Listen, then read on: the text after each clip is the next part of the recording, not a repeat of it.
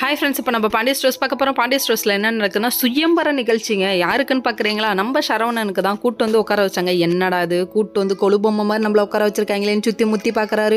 அவருக்கு ஒன்றுமே புரியல. ஏன்னா எல்லா இடத்துலையும் எல்லா பொண்ணுங்களையும் கூட்டு வந்து உட்கார வச்சிருக்காங்க. என்னடா அது சோர்ஸ்கேட் பொம்மையா இவங்களையும் கூட்டு வந்து உட்கார வச்சிருக்காங்க, நம்மளையும் இப்படி பண்ணுறாங்களே அப்படிங்கிற மாதிரி இருக்குது.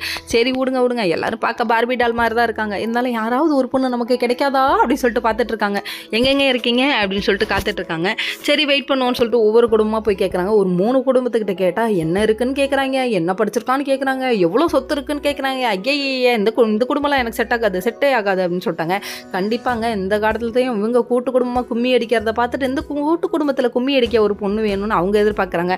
ஆனால் இருக்கிறவங்கெல்லாம் பிரித்து கூட்டு போகிற மாதிரியே இருக்காங்க. அதனால் உங்கள் பொண்ணு வேணாம், உங்கள் பையன் வேணாம்னு சொல்லிட்டு எல்லாரும் தடுத்துட்டு இருக்காங்க. என்னடா பண்ணுறதுன்னு ஒன்றும் புரியல. கடைசியில் ஹீரோயினி என்ட்ரி, நம்ம சரண்யா என்ட்ரி. சரண்யா மட்டுமா ஜூம் பண்ணி காமிச்சாங்க, சரண்யாவோட ஃபேமிலியே ஜூம் பண்ணி காமிக்கிறாங்க. கடைசியில் பார்த்தா ஒரு வழியாக வந்துட்டாங்க. வந்த உடனே இவங்கெல்லாம் நம்ம சரவணன் குடும்பத்தை பற்றி பேசுகிறத கேட்டு இந்த குடும்பம் செட் ஆகுன்னு சொல்லிட்டு சரண்யாவோட அம்மா நினைக்கிறாங்க.